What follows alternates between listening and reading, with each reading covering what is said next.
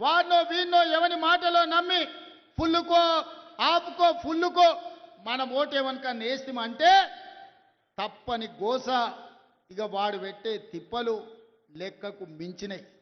అందుకే మంచి ఆలోచన చేయండి. మంచి మనుషులని ఈ ప్రభుత్వంతో కలిసి పనిచేసి మీ గ్రామాలను అభివృద్ధి చేసుకునేటోళ్ళని సర్పంచులుగా గెలిపించుకోరు. మంచోడు సర్పంచ్ అయితే ఊరు బాగుపడుతుంది. ముంచటోడు సర్పంచ్ అయితే ఉన్నది కూడా గుంజుకుంటాడు. ఇంతకంటే ఇక నేను ఎక్కువ చెప్పదలుచుకోలే.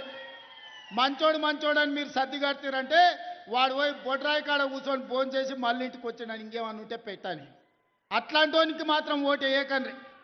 ఎవడైనా మన సమస్యలు తెలవాలి, మనతో ఉండాలి, మన సమస్యలు పరిష్కరించడానికి ప్రభుత్వంతో కలిసి పనిచేయాలి. అట్లాంటోనే రేపు జరగబోయే సర్పంచ్ ఎన్నికలలో ఎన్నుకోండి.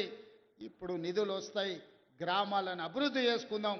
జాగ్రత్తగా ఆలోచన చేసి మన ఎట్లయితే అసెంబ్లీ ఎన్నికలప్పుడు ఎట్లా ఆశీర్వదించినరో ఈనాడు కూడా అట్లే ఆశీర్వదించి సర్పంచులను గెలిపించండి.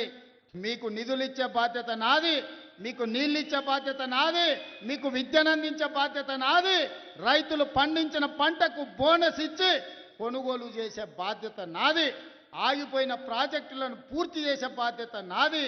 ఈ బిడ్డకు అండగా నిలబడండి.